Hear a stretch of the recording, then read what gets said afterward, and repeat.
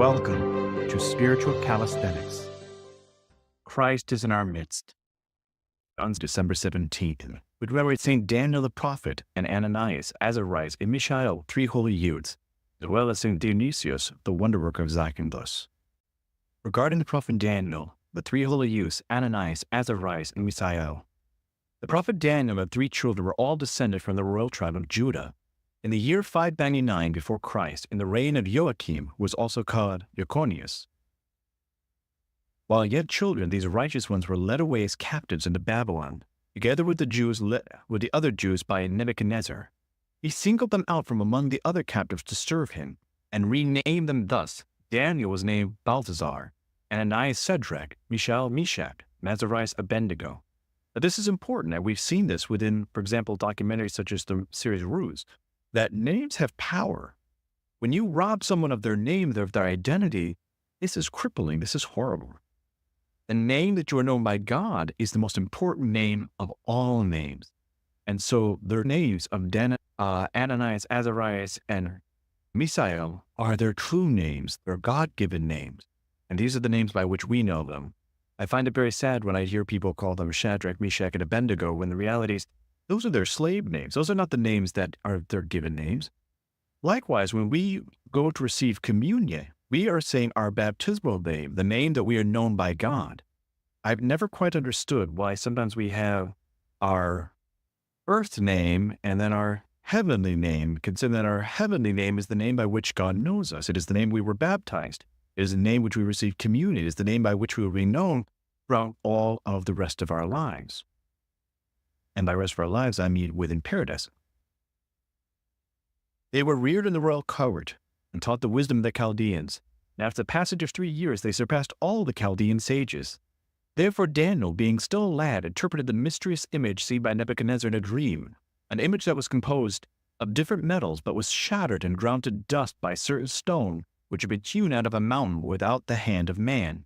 This vision clearly portrayed to the mountain the height of the Virgin's holiness, and the power of the Holy Spirit which overshadowed her.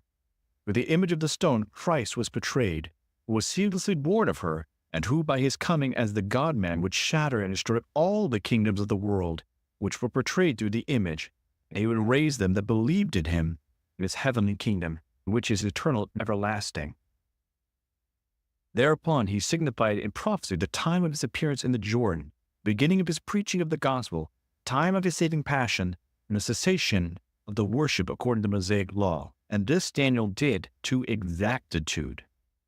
He portrayed most excellently the majestic and dread image of his second coming, presenting by means of words as with living colors the fiery throne which shall be set, the eternal judge who shall sit therein, the rivers of fire that shall flow forth before him, the calling to account before him, the impartial judgment sheets, the opening of books of each one's deeds, thousands upon thousands that minister to him, to the tens of thousands of them that stand in his presence.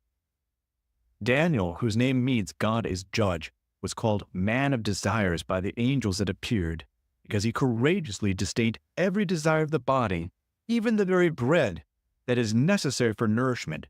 Furthermore, he received this name because, in his longing for the freedom of those of his crime, and his desire to know their future condition, he ceased not supplicating God, fasting and bending the knee 3 times a day. Because of this prayer, he was cast into the den of lions, after he had been accused by his enemies as a transgressor of the decree issued to the proclamation of the king, that no one should worship or ask him anything from God or from men for 30 days, but only from the king. But having stopped the mouths of the lions by divine might, maturing among them as though he were a shepherd of sheep, Daniel showed the impious the might of godliness. As for the 3 children, Ananias means Yah is gracious, Misail means who is what God is, and Azarias, Yah is keeper. As they refused to offer adoration to Nebuchadnezzar's image, they were cast into the furnace of fire. They were preserved unharmed amidst the flames. Even their hair was untouched by the descent of the angel of the Lord, that is the Son of God, Christ himself, walking about in the furnace as though in the midst of dew. They sang the universal hymn of praise to God, which is found in the 7th and 8th odes, the Holy Psalter. Coming forth from there without even the smell of fire on their clothes, they prefigured in themselves the Virgin's incorrupt giving birth.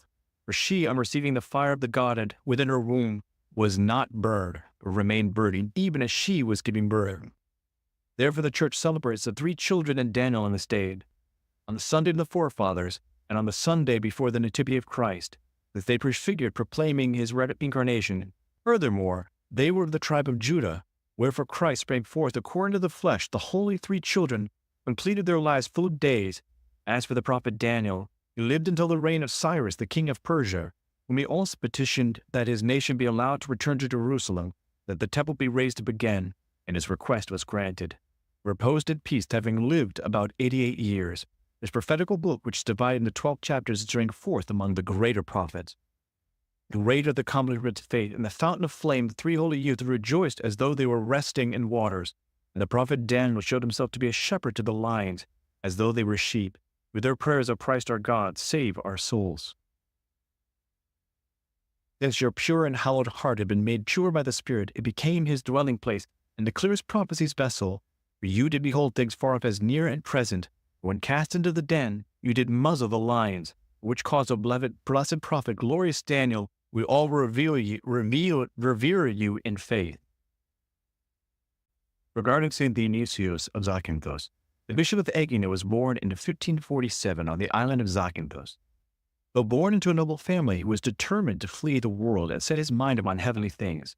He entered the monastery of Strafava, and after the prescribed time, he was clothed in the angelic schema by the abbot.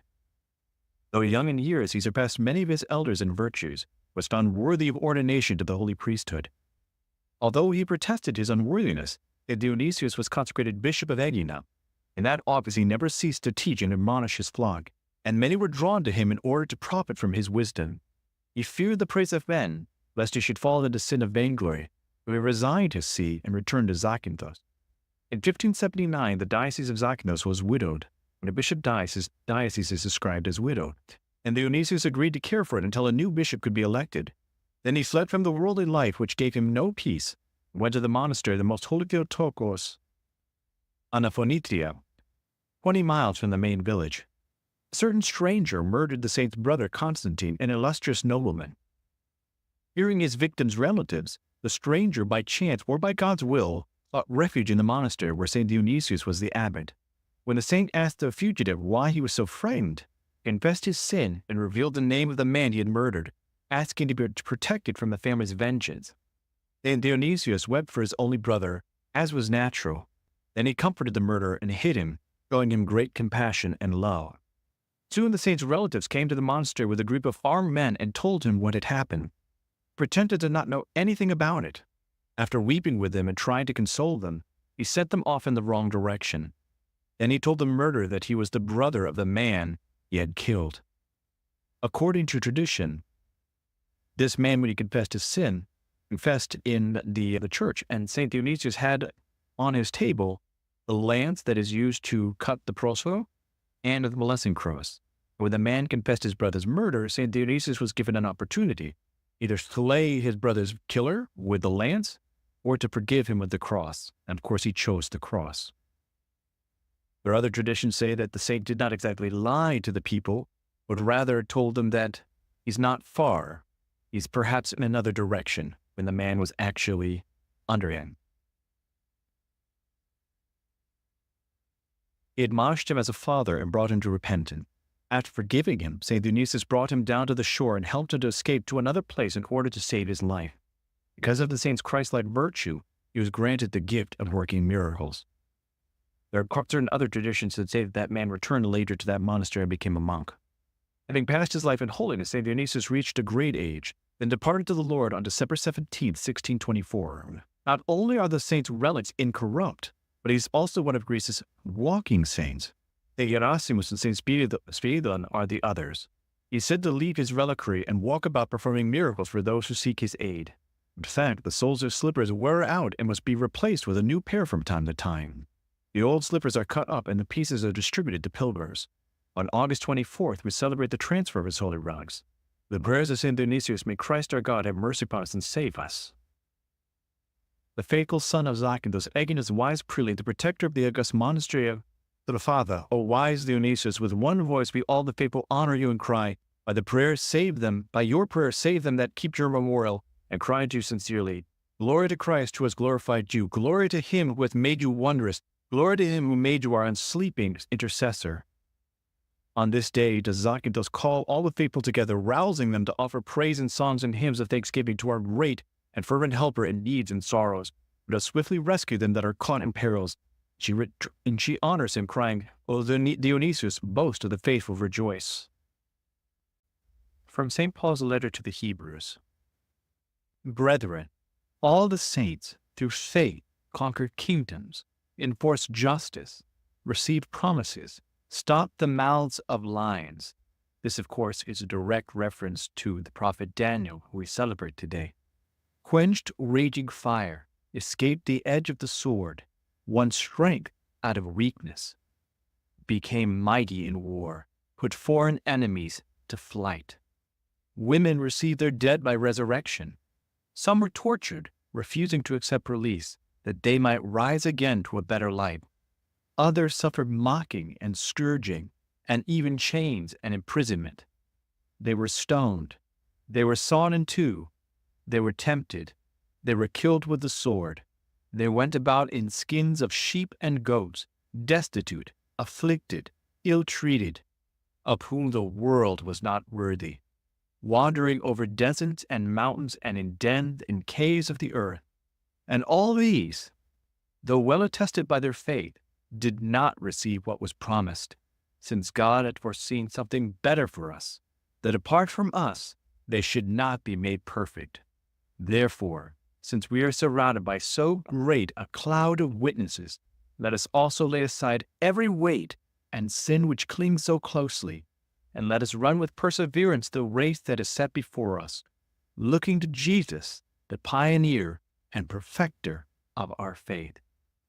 As we commemorate the three holy youths and the prophet Daniel, let us imitate their faith. The Gospel according to Mark. At that time the Pharisees came up to Jesus, and in order to test him asked, Is it lawful for a man to divorce his wife? He answered them, What did Moses command you? They said, Moses allowed a man to write a certificate of divorce and to put her away. But Jesus said to them, For your hardness of heart he wrote you this commandment. But for the beginning of creation, God made them male and female. For this reason a man shall leave his father and mother and be joined to his wife, and the two shall become one flesh. They are no longer two, but one flesh. What therefore God has joined together, let no man put asunder. And in the house the disciples asked him again about this matter. And he said to them, Whoever divorces his wife and marries another commits adultery against her. And if she divorces her husband and marries another, she commits adultery. In the house the disciples asked him again about this matter. And he said to them, Whoever divorces his wife and marries into another commits adultery against her. If she divorces her husband and marries another, she commits adultery. Now keep in mind, when Jesus Christ is talking about this divorce, he's talking about the idea of leaving your spouse for another person. That you were saying, I'm dissatisfied, so I'm going to go find someone else, as opposed to trying to work through problems. Now, this is not talking about abuse. This is not talking about abandonment. This is not talking about death. This is the idea of trying to say, I could do better over here. I hope that you've enjoyed today's Spiritual Calisthenics. Have a blessed and wonderful day.